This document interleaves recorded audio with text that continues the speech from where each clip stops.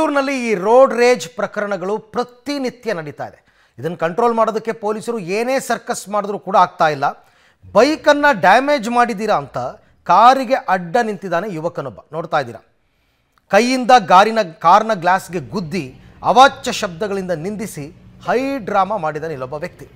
ಎಲ್ಲಿ ಅಂದರೆ ದಾಸನಪುರದ ಮಾಕಳಿ ಕ್ರಾಸ್ ಬಳಿ ಸಂಜೆ ನಡೆದಿರ್ತಕ್ಕಂಥ ಘಟನೆ. ವಿಡಿಯೋ ಸಮೇತ ಘಟನೆಯ ಬಗ್ಗೆ ಎಕ್ಸ್ನಲ್ಲಿ ಕಾರು ಚಾಲಕ ಪೋಸ್ಟ್ ಮಾಡಿದ.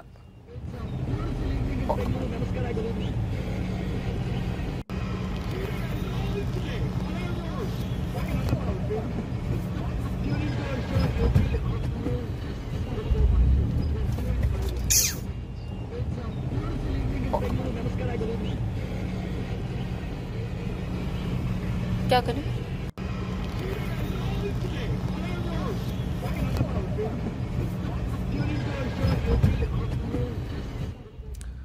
ಓಕೆ, ಮೊನ್ನೆನೂ ಕೂಡ ಇದೇ ರೀತಿ ಯಾವುದೋ ಬೈಕ್ ಕಾರ್ಗೆ ಟಚ್ ಆಯಿತು ಅಂತ ಅದೇ ಬೈಕನ್ನು ಚೇಸ್ ಮಾಡ್ಕೊಂಡು ಹೋಗಿ ಬೈಕ್ಗೆ ಗುದ್ದಿಸಿ ಒಬ್ಬ ಯುವಕ ಮಹೇಶ್ ಅನ್ನೋ ಯುವಕ ಸತ್ತೇ ಹೋಗ್ಬಿಟ್ಟ.